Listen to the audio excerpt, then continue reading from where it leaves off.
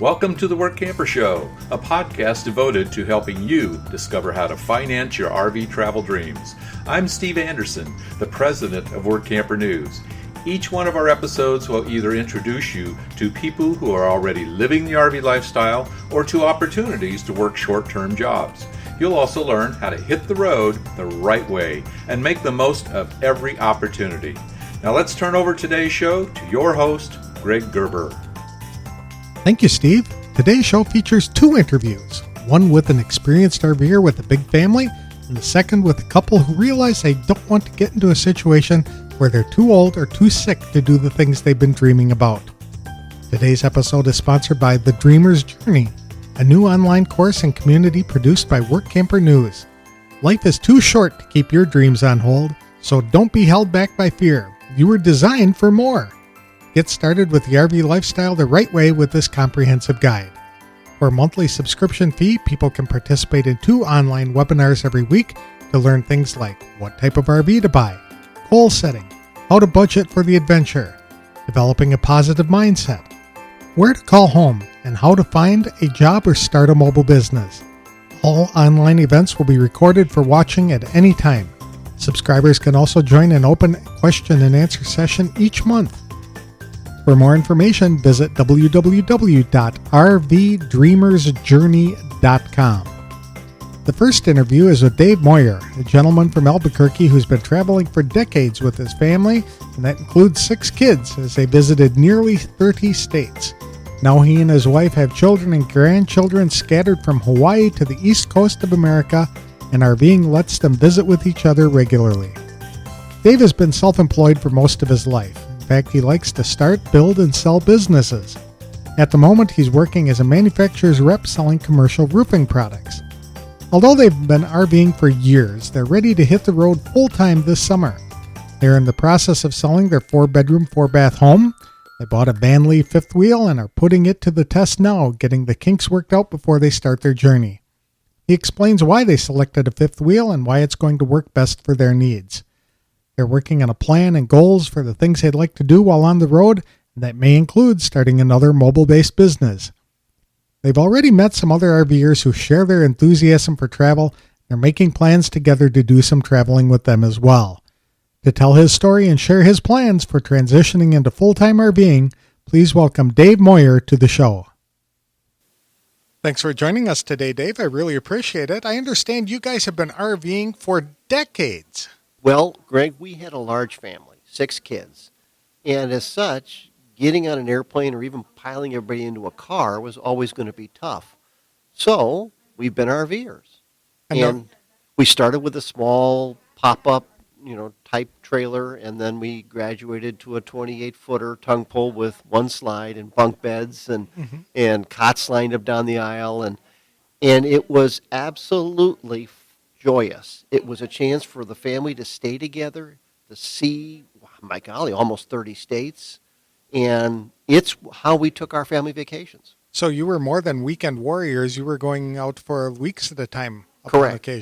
That was the flexibility that I had with my work, that being self-employed, I had the chance to work with my own schedule. And my wife was a stay-at-home mom at the time. And so we did go out and explore parts of this country. Now, not nearly as in-depth as we hope to coming up into the future, or as we expect to, but it was still a remarkable experience. And most importantly, it was a chance for our kids to build a bond and a knit together that still lasts as they're adults now. Mm-hmm. Absolutely. I've seen that a lot when you go to weddings and they have these poster boards with the people who, as they were growing up, the guy and the gal, and then how they met. And you see pictures all the time. And invariably, one of them has pictures of camping in there. Somewhere in their history, they've been camping as a family or in scouts or something to that effect. Well, when we mention to our kids right now that we're gone someplace, or even if it's just a long weekend, if we have our Skype sessions with the kids that are scattered all over the country now, they invariably go back to discussions about their memories and experiences that they had. So, yes, it's a wonderful thing that you cannot replicate. That's right. Where are you from? Albuquerque, New Mexico is our home. Oh, that's a wonderful place. We love living there. We live there by choice, not by chance. My wife and I were both raised in the upper Midwest. We're both Milwaukeeans, Wisconsinites, by breeding and school, but We moved out to the Southwest as a young couple, and it's been a joy. We love the mountains. Mm-hmm. And Albuquerque is really nice. I spent several years in Las Cruces and Alamogordo. Right. So we were neighbors for a little Yes. while, maybe if you were down there at the 1980s, but it's been a gorgeous state. Right. Plenty of things to do, and they call it the land of enchantment for a reason, don't Yes. they? Mm-hmm. Yes, they do. It's enchantment and it's entrapment, too. Entrapment. Once you get there, we're pretty much sold. That's right. So with the 6 kids, they're scattered all over the country now? Oh, they're from Hawaii to back east, and some are still there, local, and the grandkids are out in Las Vegas, Nevada, and so but it's a good thing, and it's a chance for all of us to catch up with them. Because, I mean, like last March, shortly after we got our rig, we drove out to Las Vegas, and we spent time with our daughter, son-in-law, and the twin grandkids. Right. The best part about having an RV as a parent, I believe, with grandkids is that you can go visit and you're not a burden. Correct. You're not interrupting the family routine because you're at the RV park on the outside of town, or you're parked in the driveway or out in the street. And so it's your own house next to their house. And the kids don't have to double bunk or something like that to make room for mom and dad. My granddaughters love their 3 cats. I kind of have a cat allergy. It's not that I don't like them. I'm just allergic to them. So for us to stay in our rig overnight means that when I go over to their house during the daytime, it's still okay. I don't get overwhelmed allergy-wise. What did you do for a business? Oh, I've had a variety of things. I call myself unemployable. Nobody would ever offer me a job, so I've always had to start, build, and sell my own companies. I've done everything from service businesses and engineering firms and manufacturing companies building automation equipment to the security industry, and I'm in my last business right now, which is as a manufacturer's rep for, believe it or not, commercial roofing products. Okay. And I'm transitioning out of that as well. So by next summer, this young man that I brought in is going to buy me out, and away we go. Mm-hmm. And so you are in the planning stages to go full-time. Absolutely. That is our goal. It's funny. As we were getting closer towards retirement, we said, what's next? It was that big what's next discussion so many of us are having at those thresholds. And we said, okay, we're going to sell the big house. We don't need the 4-bedroom, 4-bath house anymore. So we looked at apartments and condos and, double wides and this and that and small houses. And then we both said, wait a minute. We love to camp. Mm-hmm. Why don't we get a home on wheels? And the two of us looked at each other and said, duh, yes. And so that's why we're headed in this direction. Have you bought a new RV yet? Yes, we ordered out a rig right around the holidays of 2018, and it was built on Valentine's Day, which we thought was cool. Mm-hmm. And we picked it up on March 2nd of this year, and we've already got about 7,000 miles on it, and we're loving the life out of it. We have a Van Lee Volano 360, and we shopped hard for about a year and eventually settled in on that floor plan and that manufacturer, and we've been thrilled. Mm-hmm. That's affiliated with Tiffin, isn't it? Yes, the Van and Lee are the son and grandson of Bob Tiffin. So son and grandson, and they are the Tiffin families involved in the Van Lee company, and so they share a lot of components and ideas, and it's fun. But this is a fifth wheel, not a motorhome. Correct. Why'd you pick a fifth wheel? Well, we've always had tongue pulls. We've never had a Class A. And we spent time talking to people, and the general consensus was, and I don't know if everybody agrees with this, but the general consensus was, if you're going to go and be someplace for 3 or 4 weeks at a time, or maybe 3 or 4 months at a time, then the little bit larger space of a fifth wheel feels more like home. Mm-hmm. If you're going to be moving more frequently, every week or every 4 days or something else like that, boy, the Class A is a wonderful option. Mm-hmm. And it just makes it easier to get quickly from point to point. We know that the fifth wheels have really upped their game, all the manufacturers, and they've created more easy-to-use features, auto-leveling features, and automatic water heaters, and on and on and on it goes, a dishwasher, a washer and dryer, all these nice features that you normally found only in Class A's, and they're now available in fifth wheels. And so for us, the space, the larger space, the more spacious ceiling heights, things like that, that's what drew us into the fifth wheel world. It does look like more like home as well. There's It, plenty of storage in a fifth wheel compared to a motorhome. surprisingly, there is the big basement in the front of the unit, and now some of them that have a step-up rear living area, they also have massive basements in the rear. So, yes, there's the fifth wheel has evolved, Hmm. and we've been looking again at rigs for all of our camping years, and so we've seen this evolution happen, and that's why we're happy with that.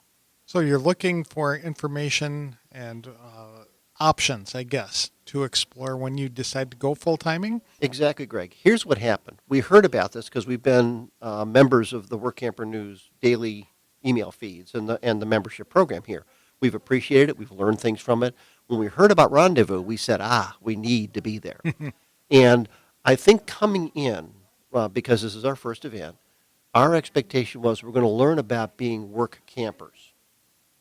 And yes, that has been real. We've learned a lot of ideas. We've met some employers.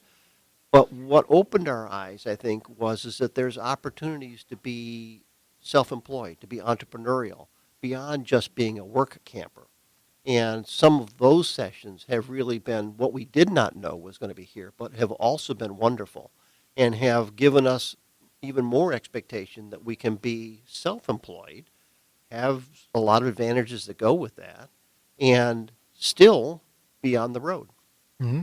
The benefit of attending a Work Camper Rendezvous event like this is it really does expose you to a variety of information and a lot of information, and you can walk away with a plan to get it done rather than doing all the research by yourself and asking people online that you might not know. You're getting information here from experts who've been there, done that, and done it successfully, and that helps shave a lot of time and frustration and pain from the learning experience. My wife and I have even begun the process of writing out some of the different plans and goals that we have. Uh, Listening to Steve and a lot of the other presenters give us those very, very clear directions to follow have been invaluable. Hmm. Another big thing, Greg, has been some of the people we've met and the relationships that we're making. We love the people that we're in the park next to. We're having so much fun getting to know them and seeing their rigs and they seeing ours. Last night they had a little, I call it, tour of homes, parade of homes almost, Hmm. and we offered ours up as one of the candidates, and a number of people came by, and it was just so fun to meet folks and to see their enthusiasm and to share ours.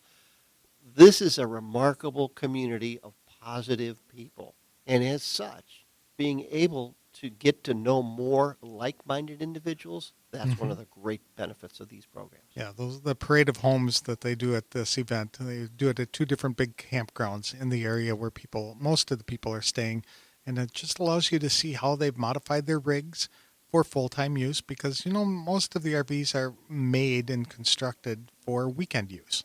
Correct. They're designed to support 10 people for a weekend, but not 2 people for a year. Right. So it's nice to see how they are taking out some things and putting in other things and what equipment they're using that's making their life better and easier. So those are good events, options to take advantage of at events like this. Well, the other thing, and I think people need to realize this, you create ties and bounds of friendship that allow you to check in with people as you're moving down the road. Mm-hmm. And we've already started some of that before this event, but we're certainly adding to it a lot while we're here. And people that have said, boy, I'd love to come do that. Do you want to go there? And all of a sudden you're making plans with other people to enjoy this beautiful, beautiful country with nice people as well. It's a remarkable experience. Mm-hmm. So you've met some folks already who have been experienced RVers that you're going to keep in touch with who've given you some tips? Absolutely. There's a couple from Washington State that ordered from the same manufacturer we did or bought from the same line, so we've already shared a number of tips and ideas.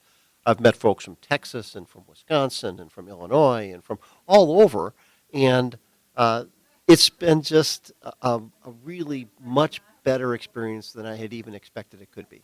So when you get on the road, what do you plan to do? Are you going to run a business from your RV, or are you going to be looking for work camper job opportunities? Both. Both.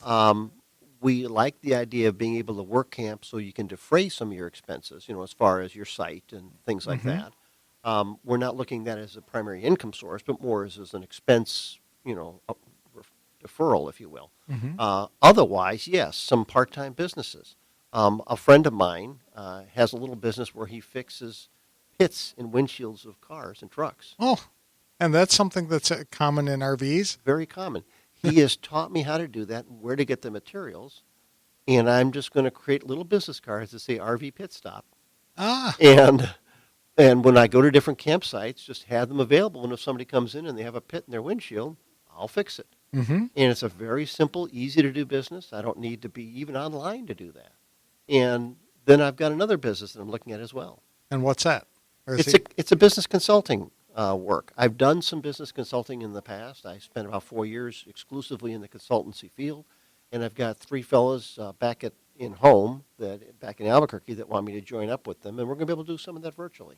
I think that's a great idea because it's always better to have somebody helping you and holding your hand when you're starting a business than trying to figure it out on your own. I've been doing that even part-time for many years, and I love it. It's very fulfilling.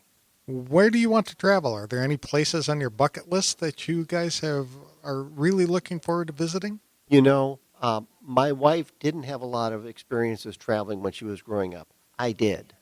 My dad believed in getting out in this country, and we all piled into the car. It wasn't an RV, but we were in the car, and every summer we would take trips. And I've been blessed to see 48 states in my lifetime already. And so she wants to do that, and I want to go back there because for me, in some cases, it's been decades and decades since I've been to see some of these places. We do want to do the whole Northeast. We'd love to spend a winter in Florida. We love the mountains, and certainly spending a lot more time up and down the Rocky Mountains will be a joy. We took a trip earlier this year out to Oregon and California and enjoyed it enormously and like to spend more time. The key is time, Greg. When you take a vacation, you go somewhere and you pick the very top highlights, and that's all you get because you have to get on. It's run, run, run, run, run. Go, you go, need go. a vacation when you're done with the vacation, don't you? Exactly. We did a trip a couple of years ago where we went out to southern Utah and stayed in a little town called Kanab, where we could enjoy 3 national parks from one place. We could go to Zion, we could go to Bryce, and we could go to the North Rim, as well as the Glen Canyon Dam, and all that out of Kanab, Utah. And that served to be a wonderful home base for a couple of weeks. And some of the days we did nothing but stay in the rig and read or just relax. So that was the kind of pace that we want to live going forward. And that's always better to be able to do that, and especially go into an area and stay for a month, if not a quarter, Right. an entire season, and just really experience all the things that there are to do. I mean, from Kanab, Utah, I think they call it the Magnificent Five. There's actually 3 national parks and 2 national monuments up in that area. It is remarkable. And if we had had more time, we would have gone to the Grand Staircase. But we still got to see those 3 parks and the dam, to me, which was fascinating, a little like Hoover Dam. And it was a wonderful couple weeks. Very good. So you don't have any idea where you're going to go first? We're into the debating stage on that. We don't know for sure. We're going to talk about it. She's never been up the East Coast, my wife, and I think we'd love to do. I know New England is more challenging for a 40-foot fifth wheel. It is. And I understand that, and so we'll have to be thoughtful about how to do that. Very plan-oriented. By the way, I am a planner. It's just a lot of life happens impromptu, but not traveling. I plan. I look ahead. I look at sites. I look at options, and I love doing that. And not only is New England beautiful, but it's rich in history, if you're into Americana and American history.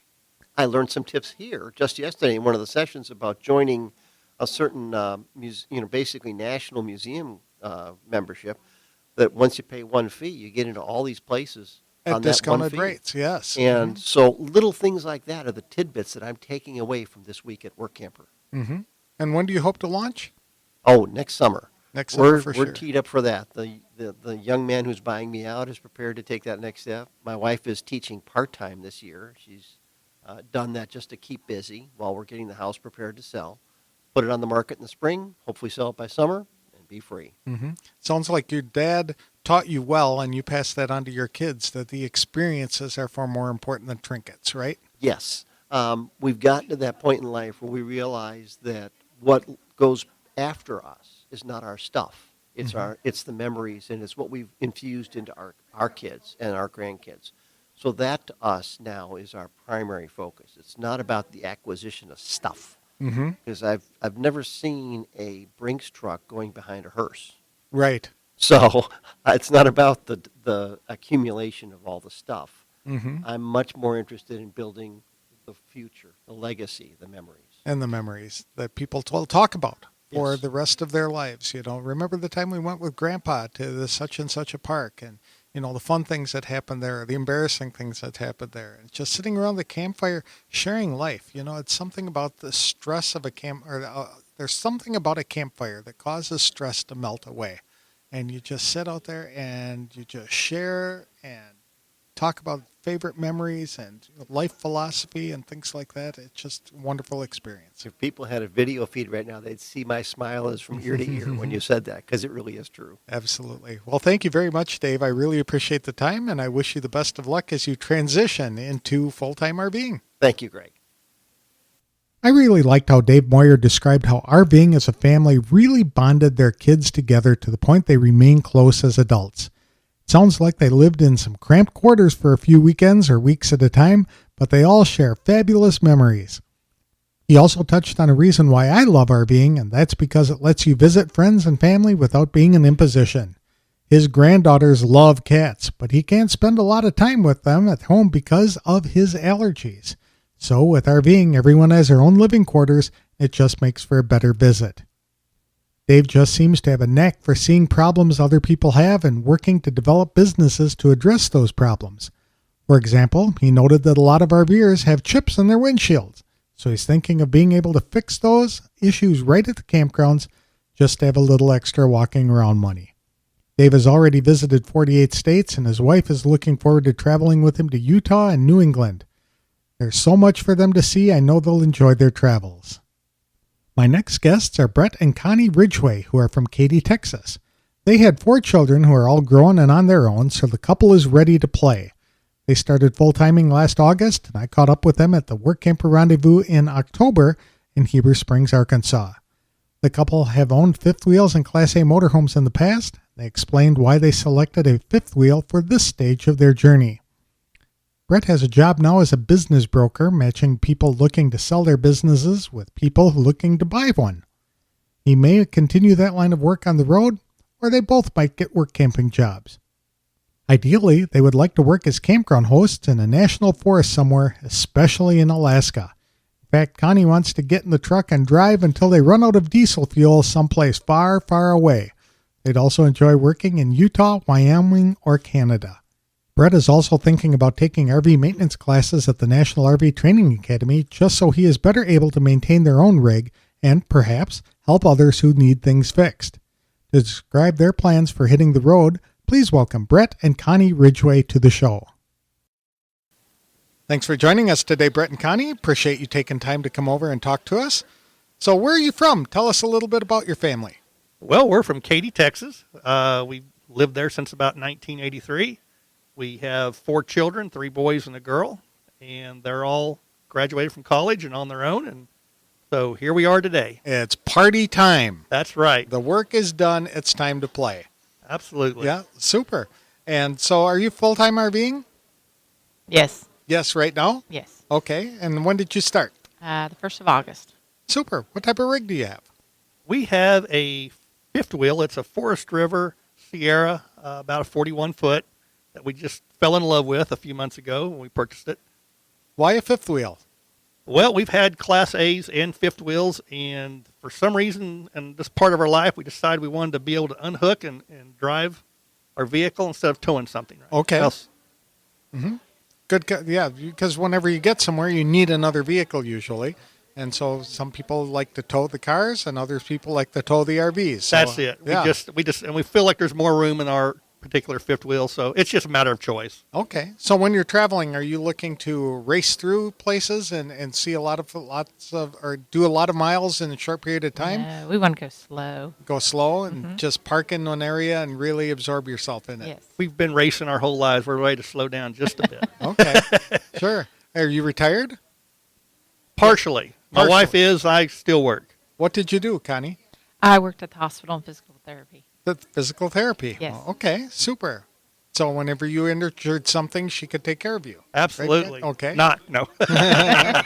And what'd you do, Brett? I've been in the real estate business and for about 36 years, and also have I've owned many businesses, small businesses throughout the years. We build storage facilities and just all types of businesses. Okay. Did you tell me you were a broker? I am a broker, yes, sir. And what does that do? Is it finding businesses and matching them with sellers? Well, actually, sellers and buyers? I do a little of everything. I do not only residential, a little bit of commercial, but I do business sales also, which, yes, I bring buyers and sellers together. I can sell their business for them. Okay.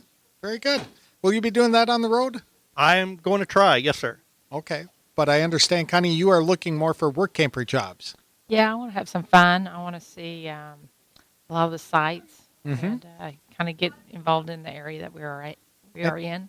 Any type of jobs in particular that you're looking for? No, I like the National Forest. The forests. Okay. Very good. So it's probably a campground host kind of Yes. thing. Yeah. You know, making sure, checking people in and collecting the payments and making sure the campfire rings are clean and all that good stuff. Yeah. Okay. Is there any place you want to go? Alaska, Alaska. Why Alaska? because I think it'd be very interesting, fun, and far away. Fun and far away. It would be. It's like I interviewed somebody not too long ago, and they told their kids, if you can find us, you can stay with us, right? But actually, that's what we talked about. We told the kids, if we're somewhere where you like, you can fly in or, get to us somehow, some way, and come and visit and then leave. And then leave. That's right. Well, it works the other way, too. As you'll find out as the kids get older and start their own families, that it's nice to be able to visit in an RV so that you can stay in your own home, in their driveway, or in a campground nearby, and you're not interfering in their lifestyle and their family routine and things like that. So that's neat. Absolutely. Absolutely. So Alaska, any particular part of Alaska or just Alaska? I'm just going to go in and drive until I run out of diesel. It may not be hard. That's right. Exactly. So, what are you looking for jobs up there? Have you talked to anybody? We've talked to a few, but mainly it's like Utah, Wyoming, Montana, yeah. Montana. Okay. We're kind of working our way that way. We haven't really decided on where we want to go, and of course, obviously, there's a short window if in the summertime. So we're trying to work towards that goal here as soon as we can. Okay. Very good. So sometime next year we'll expect to see you in Alaska, maybe. Yes. There you Yes. go. But you're going to winter in Texas, or are you going to go somewhere else? That's a good question. We got to figure that out today. Yeah, Cold winter front. is coming. That's right. Exactly. But there's no real plan yet for what you're going to do this winter? No, there is not. Okay. Not yet. We're working on that as we go right now. That's flexible. Yes, sir. Yeah. One of the other things I understand you like to do is tinker, and you're thinking of taking one of the RV maintenance classes at the National RV Training Academy? I am. Even though I've been in the real estate business for many years, I also am a certified small engine mechanic.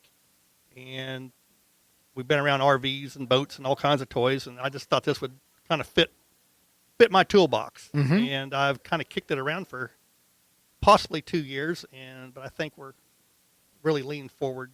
Take these classes here soon. It's nice to have that knowledge so that you can fix about 80% of the problems that will occur on your RV. Absolutely. Without having to haul it into a dealership and then haul all your stuff out and go into a hotel for a week or so and get it all taken care of. You just do it right where you are. Right. That is a big fear. Of course, the backup of dealerships right now as far as getting service work done. It's best to know what you're doing. Absolutely. Yeah. And if you're good at it and you like to tinker, anybody in the campground who needs help will be very appreciative of any help that you can provide. I'm sure. And it's a great way to make a few extra dollars as well. Right. Yeah, super. So what attracted you to the work camping RV lifestyle? Just to get out from this, one place and just get out there and see what's out there. You've seen all there is to see of Houston, Yeah. and there's a great big country on the other side. Well, when I grew up, my parents did custom harvesting, and so we went all the way to Montana. Okay. And then we come back when school started, and we did that for about, May, June, July, and into August. And it was a lot of fun. We got to see a lot of things. My parents always, when it rained, we always went and saw Pikes Peak. We went and saw Mount Rushmore, Jules Cave. We went and saw a lot of things, Custer's Last Stands. So it was a lot of fun, and I just now that the kids are raised and gone, maybe our grandchildren could go with us when they get a little older, and we can make trips like that, and they can have that same experience. Make memories. Yeah, Make memories, absolutely. Yeah, well, you're young enough to enjoy it. I mean, you're relatively young, right? You're 29. yeah, 29. You're much younger than I am. So, I wish. so that's right. But it's a great opportunity to get out and enjoy this now Yes. while you're still young enough to do Yes, that. I see so many people, and especially my wife and her business, that they plan on it, but something happens, and then That's they're right. not ever able to go. So we are going to do it while we are able Yeah, to see America. that's one thing. Working at the hospital, you see a lot of people come in. They're having physical therapy, and whether it's a stroke or different health issues, and they say, "Well, we were going to go travel here or travel there, but so and so got sick or they got ill," and I just noticed a lot of things were put on hold. A lot of times they had a camper or an RV in their driveway. They said, but they said we're going to have to sell it because we can't, or they're raising grandchildren, and so they have to stay put. And my husband and I were talking about it. And he says, if we're going to do this, we need to do this now Yep. while we're able and we're young enough that we can go. So we say, let's do it now. Good point. I'm only 59 and I had a stroke last year. Oh, is that right? And so it was an eye-opener for me. And I know my mom has always talked about traveling. Oh, I want to go do this. I want to go do that. And, now she can barely walk. And so it's tough to be able to have those dreams and then leave them unfulfilled. Right. So good for you agree. guys for stepping out and doing it. Well, our kids think it's wonderful. All 4 of our kids are like, "You're doing what?" We're like, "Yep, we're going to go, and we're going to buy a fifth wheel, and we're going to go and leave you all." And they're like, "Oh, that's awesome." That's awesome. Maybe they just want to get rid of us. I don't know. Leave the checkbook, right? Yeah. Well, we have one that's been thinking about getting the van. Plastic. Okay. And, and go that way. And he's like, he's pretty young, and so we're like, well, if you're going to do it, you do it now. You're not married, you have no children. You can go in a van. Well, yeah. Well, that's true too. But the millennials, they're all over this thing because they know that they will not work in the same job for 40 years, Right. and they talk about among themselves the gig economy. So they are looking for short-term work options, and this is a great way for them to do that. Is to just go work short-term jobs, live minimally, Yes. and enjoy these experiences. They want the experience. Exactly. They don't want the stuff. Our That's right. kids are minimalists, and they think we have too much junk, which Yeah. they're probably right. Your kids think so. Yeah, and they Okay. say, Mom, don't leave any of that for us. We don't want any of it. I said, but these are really nice things. We're like, no, we don't want it. So if anything happens to you, they're just going to bring the dumpster and park it in the driveway and start hauling out boxes. There you go. That's it. Oh my goodness. Actually, we're starting to give the stuff away that they want now. Like, there were some things my daughter had asked for, and I was like, take it now. Mhm. Take it now. Because I'd rather them get it now and enjoy it. And you watch them enjoy it. Right. Right, exactly. That's a very good point. And there's something nice about minimalizing your life and getting rid of all that clutter. It's amazing how much stuff can accumulate in boxes and on shelves and things like that you never look at. So why not put it to good use, give it a new life somewhere else? And It is. It's very freeing, actually. You don't think it's going to be, and you fight it, but it just makes you feel good, better. I hear that over and over and over again True. from full-time RVers, how they go from these big 4-bedroom homes down to a 400-square-foot RV, and they put all of their stuff in. It's like, what are we going to do with this? And they put it in storage, and the next thing they're swinging through the area and just donating it and giving it away. Right. Yeah, we didn't pack a lot of stuff in our fifth wheel this time. I mean, I think it's pretty roomy. We didn't, But we still have stuff to get rid of. Yeah, stuff to get. and we do have a German Shepherd that travels with us. Oh, really? Yes. Oh, well, that's nice. His name's Bear. Oh, Bear. That's he's appropriate. 95-pound German Shepherd, Uh-huh. and he's great company. And he's just a lot of fun. That's neat. So you do have a fur baby. We have We a do. birthday. Okay. Yes. So have you had any aha moments in the last couple of weeks as you've learned new things preparing for this? Well, in my case, I have pulled a lot of things in my life and had a few little mishaps with my truck. Mm-hmm. But as far as even as being here or coming here, we really didn't know what to expect. This is our first time here at Rendezvous.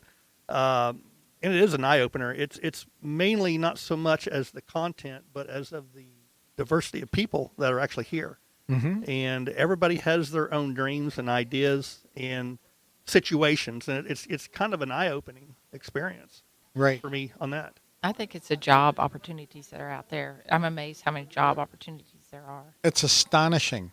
And that's what we were talking with somebody else not too long ago about that, where they were running the numbers at 53 to see if they could work or they leave early rather than stick until 55 when they automatically got some sort of pension or something to that effect, or they were fully vested. They were going to run the numbers to see what it would cost them to leave early and begin this journey. Mm-hmm. I So understand. it's like, yeah, very cool.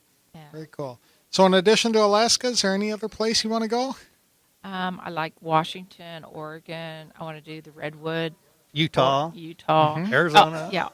Yeah, you name it. Okay. I We wanna- like the West better. I can tell. I didn't hear many eastern No, states in you No, that. really but didn't. I do want to go to Pennsylvania and follow the leaves, the changing of the leaves, which we're going to go up to Beaver Lake up here Mhm. and see some of the, I think it's Highway 7 that you can go down and follow the leaves over here. So I want to do that. Fall foliage in New England Yeah. is a special time, and it is truly remarkable. When you catch it in the right season, and they've got all of those different colors out there, it's just gorgeous. So, yeah, I'd highly recommend that as well. So, super. So, do you have any advice for people? Do it. Do it, But plan plan. Okay. ahead. We've been on this process probably 3 years, planning, thinking about it, kicking it around. And I see a lot of people just jump in one day and decide to do it. I think that would be hard. I think if you plan well, you're going to have a lot less upsets, Surprises. surprises, and you realize that things are going to happen, and you just have to deal with those. But I think a lot of people aren't prepared. Okay. So that's my advice. Just plan. Have you given any thought to domicile and things like that? We have, and we have not only Texas, but we have another state that we're thinking about. Yes. Thinking about? Okay. And mail service, you're fortunate. You have 4 kids to accept your mail, right? That's it. Forward it off to you. And the youngest one does that for us. Oh, that's nice. Super. So, well, thank you very much for sharing your experience with us, and I wish you the best of luck on the road. Well, thank Thank you very you. much.